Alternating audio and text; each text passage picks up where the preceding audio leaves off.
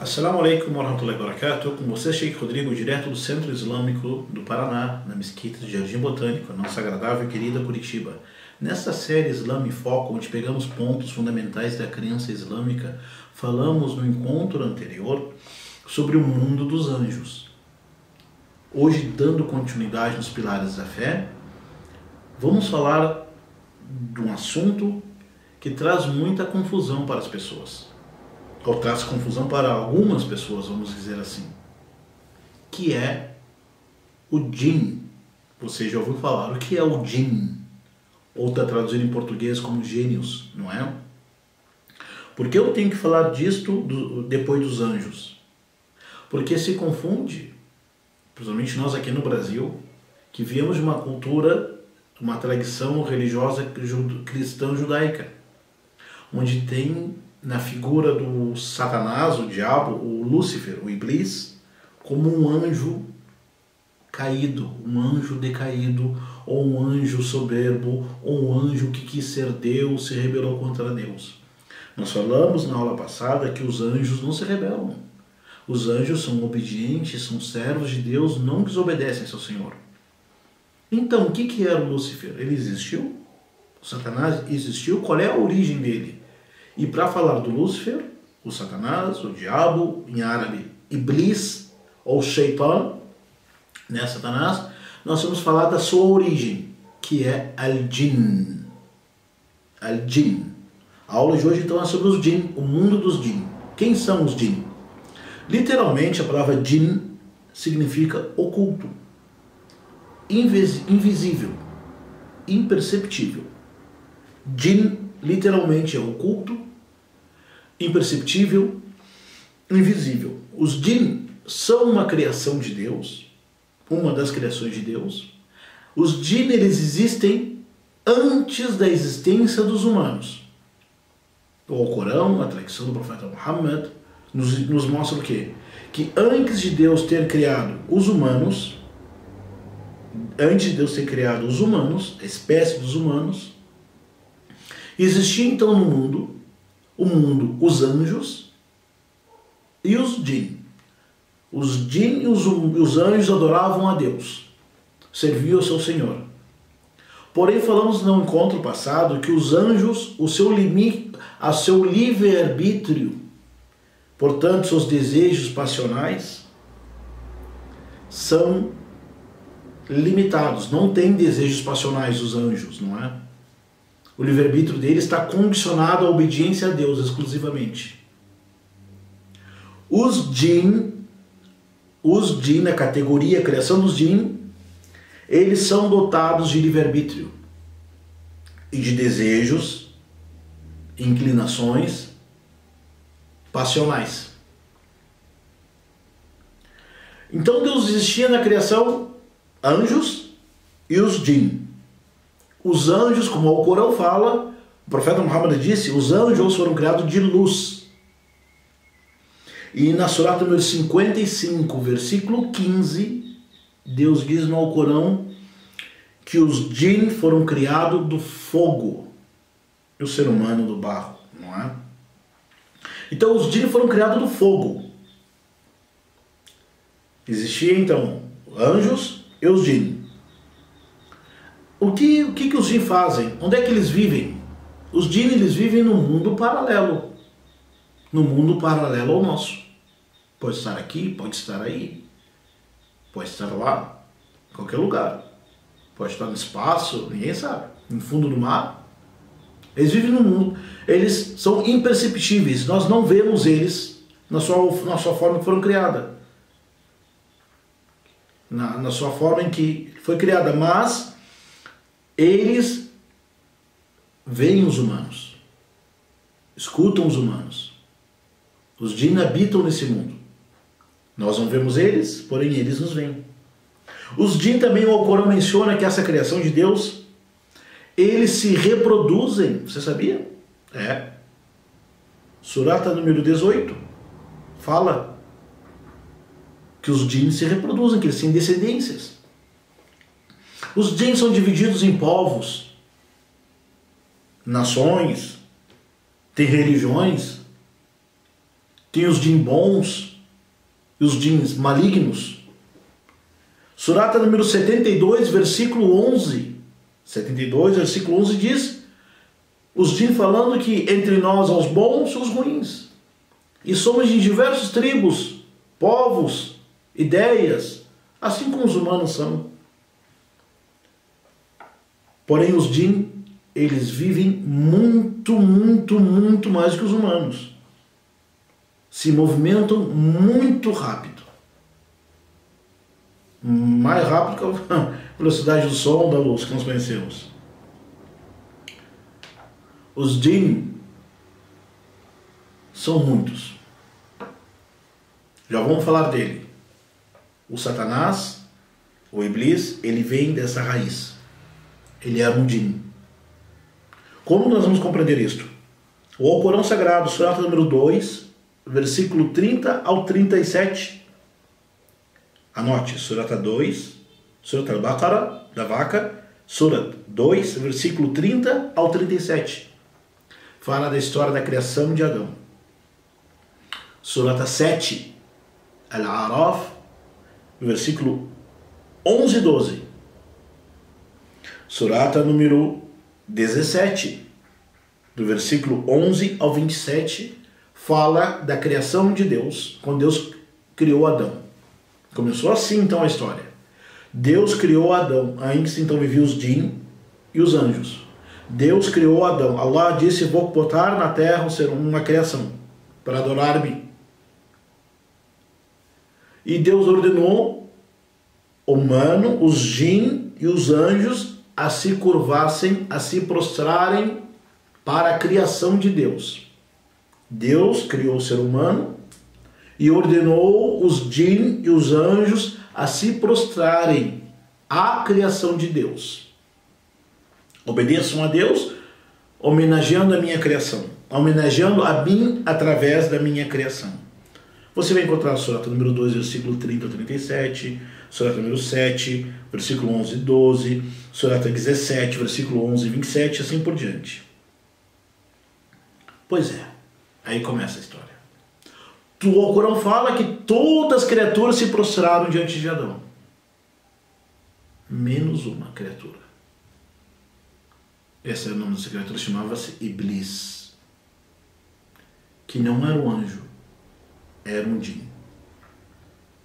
Tudo se criou, tudo se prostrou diante da ordem de Deus, exceto um, que se ensoberbeceu, soberba, se engrandeceu, se envaideceu por inveja, arrogância, vaidade e orgulho, e Deus disse para ele: ó Iblis, o que te impede de te prostrar aquilo que eu te ordenei? Sabe que o Satanás, o Iblis, ele disse: eu sou melhor que ele. Eu sou criado, eu fui criado do fogo e ele, Adão, criado do barro. Foi o primeiro pecado, a primeira desobediência a Deus na criação. Antes, Deus não tinha sido desobedecido. O que motivou o Satanás, o Iblis, que era um jinn, a não cumprir a ordem de Deus? A soberba, a arrogância, a vaidade, se você quiser pode falar o racismo. A minha origem é superior à origem dele, então não tenho que prestar reverência para ninguém. Entendeu que o primeiro racista foi o Satanás? O primeiro racista foi o diabo? Então todo mundo que é racista segue os passos do diabo, com certeza. Então Deus disse: como você se atreve a me desobedecer? Ele respondeu: eu sou melhor que ele.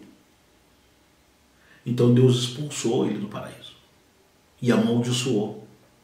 E falou para ele: você, Iblis, que era do jinn, depois de tudo isso aqui, você irá para o inferno, você e quem te seguiu, e quem te seguir. O Iblis disse então, como está no Alcorão, Surah 38, lá no finalzinho fala também: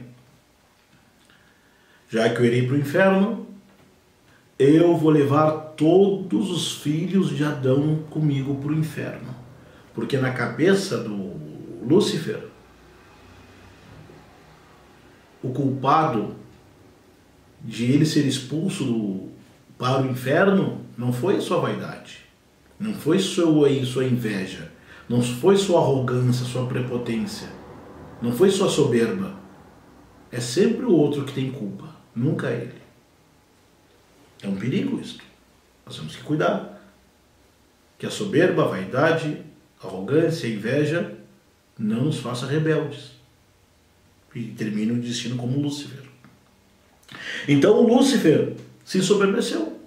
E foi dos kafirin, dos ingratos, dos incrédulos a Allah subhanahu wa ta'ala. E Deus disse: você vai para o inferno e quem te seguir? E Lúcifer respondeu, respondão ainda. Disse o quê? Vou levar todos os humanos junto. Deus falou para ele: leve quem você quiser, exceto os meus servos, aqueles que confiam em mim. Acredito em mim, você não vai ter poder nenhum sobre eles. Está no Alcorão. Aqueles que confiam em Deus, o Satanás não terá controle. Por isso que começou a inimizade eterna entre o Satanás e os humanos, que ele era um djinn. Vamos voltar para o mundo dos djinn. Então os djinn, eles se procriam, eles se dividem em nações, em tribos, em classes, em gêneros e religiões. Os djinn também se reproduzem. Os djinn eles vivem muito mais do que nós e se movimentam como um raio, muito rápido. Como nós não sabemos, mas sabemos que eles se movimentam muito rápido. O profeta Muhammad foi perguntado, ele disse que toda criança nasce um djinn junto. Um djinn nasce junto com toda criança. Perguntou ao profeta Muhammad: até o senhor, mensageiro de Deus, até você? O profeta de Deus disse: sim, até eu nasci veio um djinn junto. Porém, Allah me ajudou e ele se converteu ao Islã. Então quer dizer, tem djinn ingrato, djinn incrédulo e djinn muçulmano. Os djinn que são crentes em Allah, observantes, obedientes, religiosos, tementes, muçulmanos, fiéis, esses djinn vivem no mundo deles e não nos incomodam. O problema está com os djinn rebeldes, ruins. Assim como tem ser humano, a gente fala que ele fulano é um capeta, um diabo. E de fato, os djinn são assim. Shaitan, Satanás, que querem fazer de tudo para atrapalhar o ser humano e para desviar a humanidade do caminho de Deus. Como que eles fazem isso? Bom, antes disso, saiba que na Surah 41, versículo 25, Allah fala no Alcorão. Surah 41, versículo 25, depois você pesquise. Pesquise que Allah permitiu que certo djinn cerquem certas pessoas. E os djinn deixa brilhando certas coisas para as pessoas. Então os djinn eles conseguem influenciar as pessoas. Porém os djinn eles não possuem poder sobre o teu livre-arbítrio.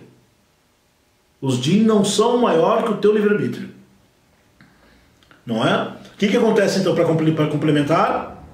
Os djinn, eles fazem de tudo para desviar os humanos. Eles trabalham, fazem de tudo para que o ser humano se apegue a outro que não seja Allah.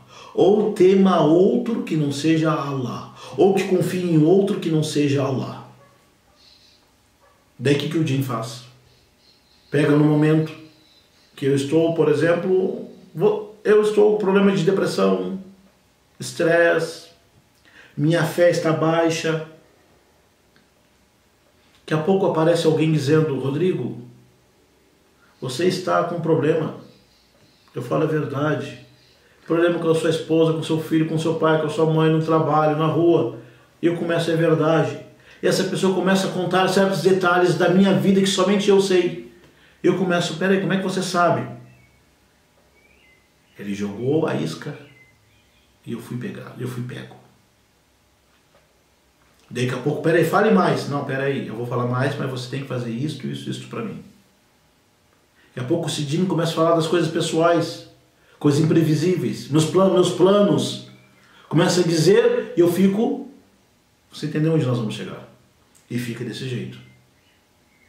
Como que essa pessoa sabe, esse adivinho, esse feiticeiro sabe? Como? O Jinn, Shaitan dele, se comunicou com o Karim, o Jinn que anda me rodeando, o Jinn que me roda, que fica ao meu redor, comunicou para aquele Jinn tudo da minha vida. Ele fala tudo para mim cair na dele. Depois ele fala, você tem que pagar a promessa, você tem que pegar uma galinha, degolar, falar em nome do Jinn, em nome de outro que não seja Allah, depois é um carneiro, e assim por diante, e cai na armadilha do Satanás e não consegue sair mais. E quando tenta sair, o Jinn faz e dá um jeito que a pessoa fique doente. Depois o Jinn fala, vem a pessoa, olha, se você não fizer tal trabalho, você vai piorar. E é assim que o Jinn leva as pessoas para o desvio. E a pessoa vive a sua vida presa na armadilha do Jinn. Ou o Jinn ele pode chegar para uma pessoa, o Jinn Shaitan, a pessoa falando, olha, o seu avô, o seu tio, o seu marido, o seu filho, aquela pessoa que você conhecia faleceu. Vem cá, eu tenho uma carta para você. Que carta? E daí ele começa a escrever tudo. E sai a letra do seu parente, como fosse aquela pessoa. Como que ele consegue isso? O Jinn daquela pessoa falecida informou o Jinn da Shaitan daquela pessoa, para a pessoa convencer você que alguém além de Allah merece ser adorado ou tem mais poder e deve ser temido mais ainda. Por isso, meu irmão, minha irmã, conhecer a crença islâmica é fundamental. Por isso que ela revelou as duas últimas suratas do Alcorão. Qul a'udhu bi rabbil falaq wa qul a'udhu bi rabbin nas. Decore as duas últimas suratas do Alcorão, porque os Jinn, eles são fracos, eles fogem do crente forte. Eles fogem quando o Alcorão é lido. Por isso o profeta Muhammad disse, a casa que é lida, a Surat al-Baqarah, o Alcorão, o Shaitan nem entra. Quer ficar protegido por Allah e dos Jinn? Pede proteção de Allah. Leia o versículo do trono, Surata 2, versículo 255. Leia as duas últimas suratas do Alcorão, porque os Jinn não têm poder nenhum, a não ser atrapalhar e deixar as pessoas acreditando que alguém, em vez de Allah, tem mais poder do que Allah. Para terminar, eu recomendo que as pessoas leiam a surata número 27, versículo 38 e 39, surata 34, versículo 12 e 14, surata 46, versículo 29 e 32, e claro, as duas últimas suratas do Alcorão, Qul a'udhu bi rabbil falaq wa qul a'udhu bi rabbin nas. Leia essas duas últimas suratas, você será protegido por Allah do Satanás e dos Jinn. Até o próximo encontro. Na'udhu billahi minash shaitanir rajim. Bismillahirrahmanirrahim. Wassalamu alaikum wa rahmatullahi wa barakatuh.